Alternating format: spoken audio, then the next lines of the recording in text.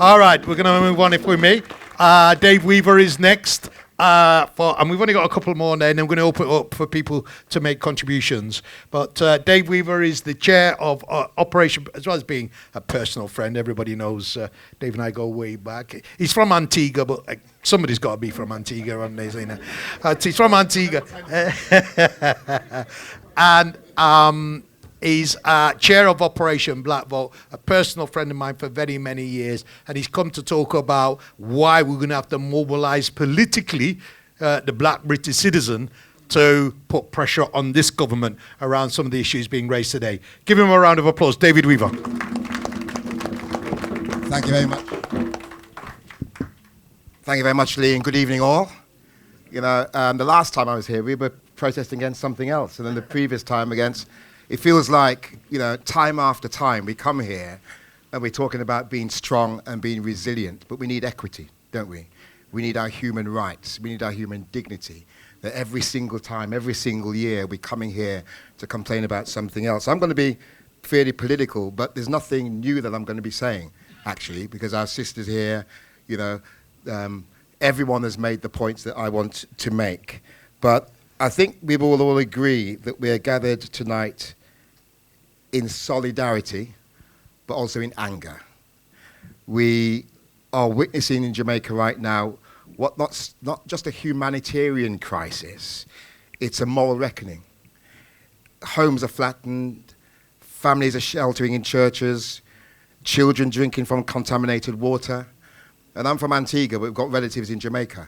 So I hear what the representative was saying, but when I speak to, and when we're getting communication from what's happening in Jamaica, it's a misery.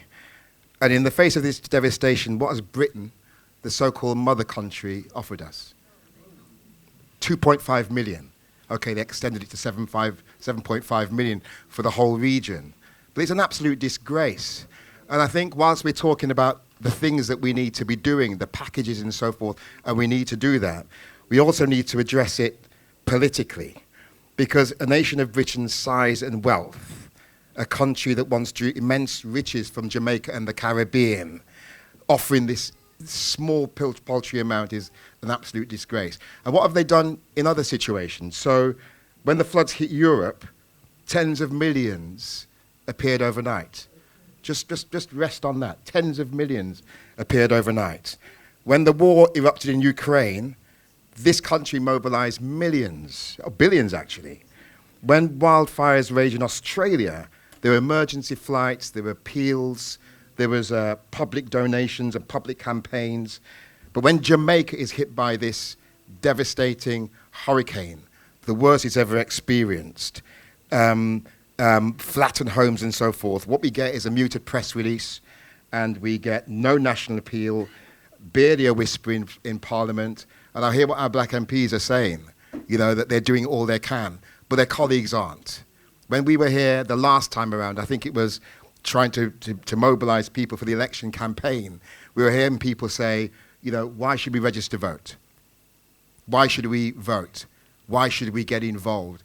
Actually, what we're beginning to hear people say now is that we're watching, and we've got to be mobilizing people so that there has to be a consequence, there has to be an implication. There has to be repercussions. Otherwise, we're coming back into this place, having these same kind of conversations.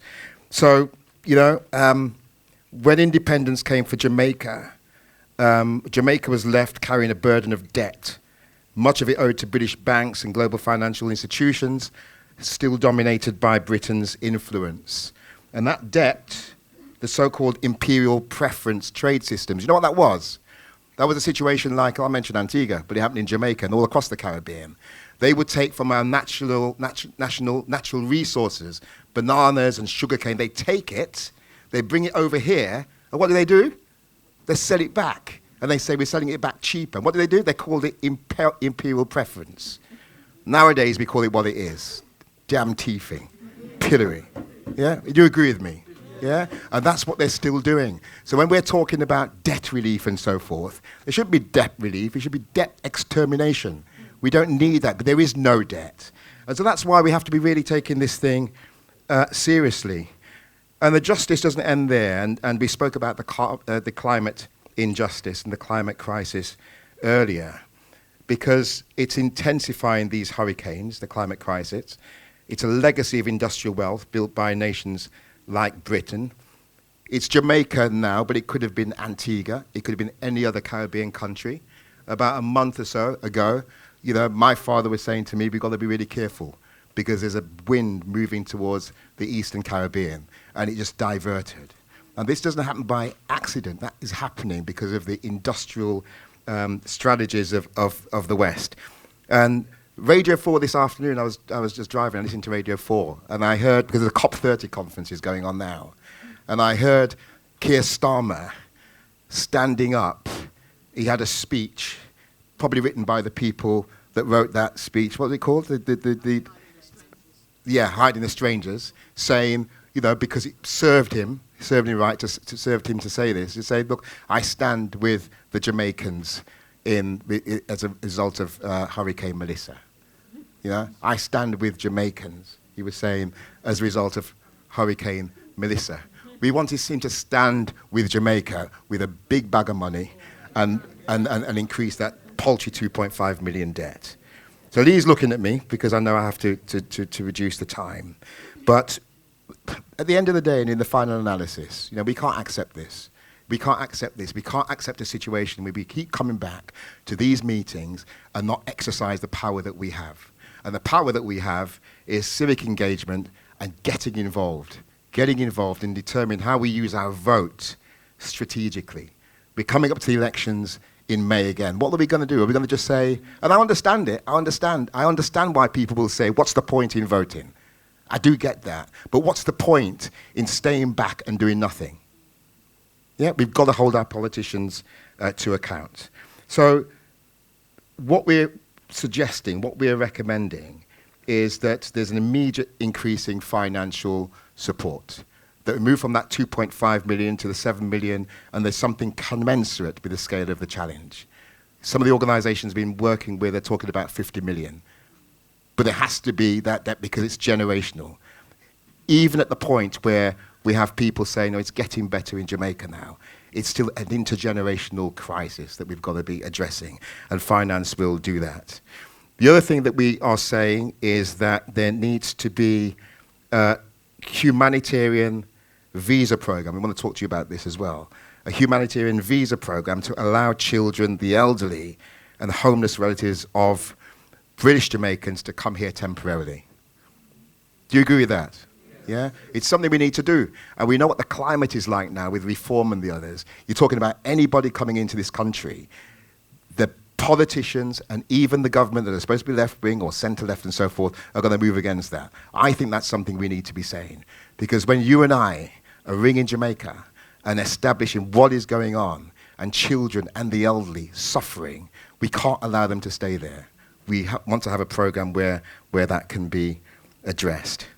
And the last piece is around, and Nadine, this might be something that we talk to you about, a national appeal led by the government, major broadcasters, black journalists, which has been done elsewhere to show that Jamaica suffering matters.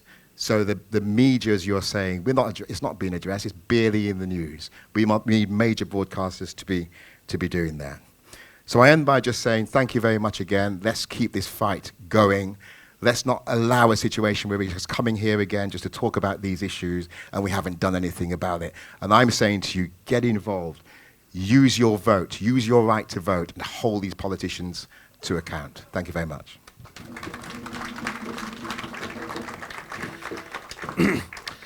One of the things that we're going to have to do is we're going to have to hit the Houses of Parliament on parliamentary question time when the Prime Minister's there and every MP is in the House.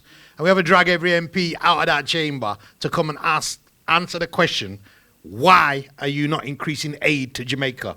So what I'm saying to here and giving to Dave the responsibility, Mr. Operation Black Vote, is to call a national lobby of Parliament so that we can come from St. Paul's, Handsworth, Moss Side, Toxteth, Lambeth, Hackney, and we take 5,000 black people up there to lobby our MPs to increase the trade and bring their heat to their feet. Are you with me on that point? All right. That's what we're going to do, right? So it's no more play, right? Big boy politics. Time to take it to the house. Okay? All right. We're going to cross that bridge.